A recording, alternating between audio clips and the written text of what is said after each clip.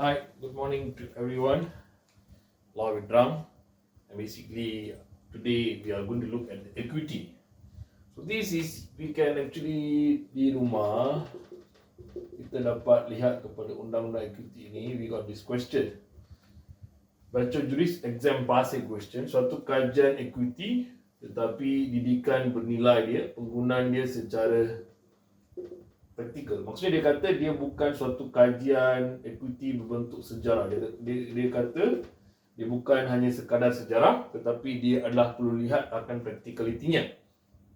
So saya nak ambil beberapa isu bagaimana kita nak lihat kepada sejarah ini.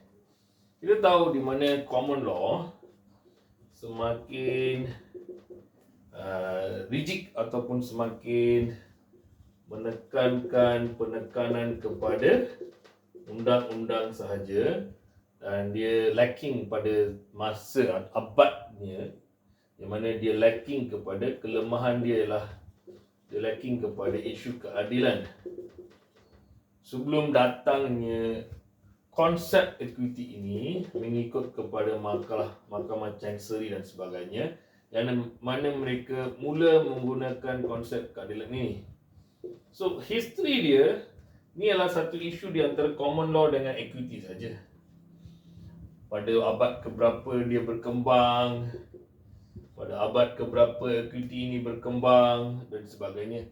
Pasti yang ni sudah pun kita dah bercakap mengenainya dalam nota-nota kita, dan saya juga akan sertakan di dalam jawapan yang saya tengah draft ni untuk anda. So cuba buat dahulu atau lihat dulu jawapan ini, di mana saya dah kata bahawa isu berkaitan dengan chancellery ini develop pada 15th century.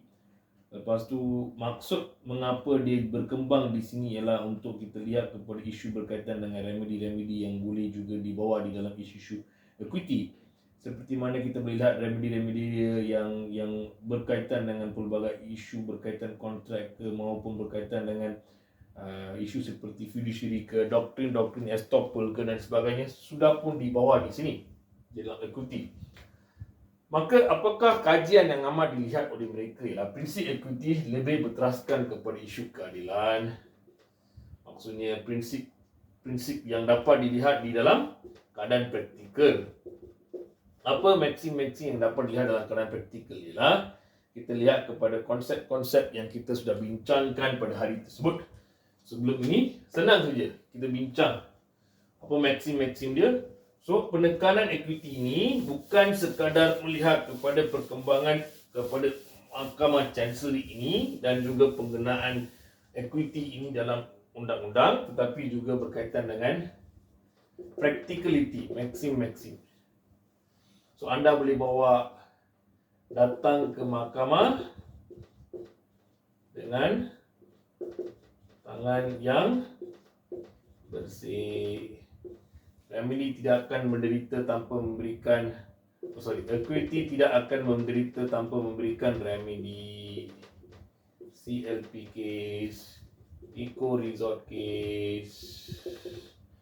So ada banyak lagi berkaitan dengan kes-kes yang penting ini yang perlu dilihat melalui maksim-maksim yang dibincangkan ini. Melalui maksim-maksim inilah kita boleh nampak bahawa bagaimana penggunaan secara praktikal boleh berlaku atau tidak.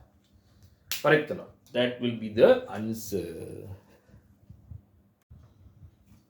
Okay, seperti mana anda lihat di sini, saya juga dah letakkan kepada konsep kepada jawapan yang berkaitan dengan kita bukan saja melihat kepada sejarah, tapi kita lihat kepada praktikal dia. Apa praktikal penggunaan equity ini?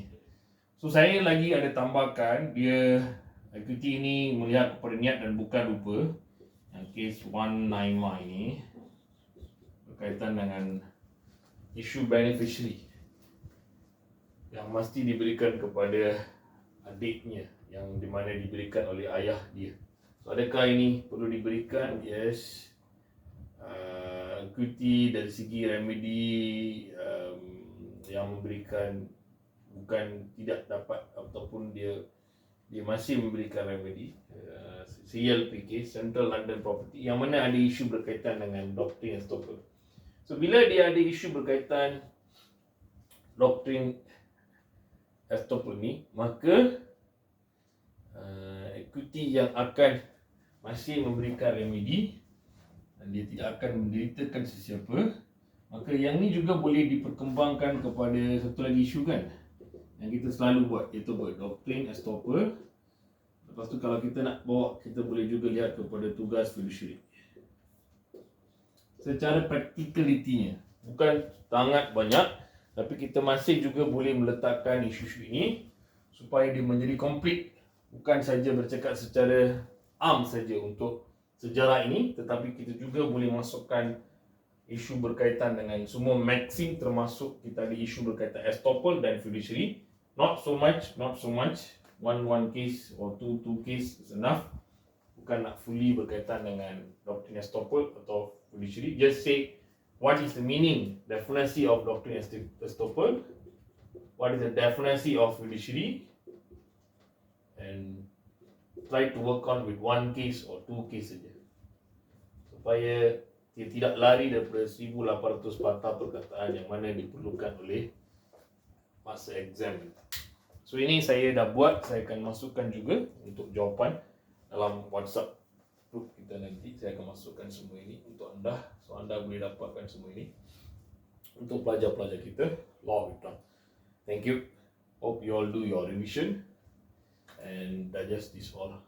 We can get very good marks for our equity. Thank you so much.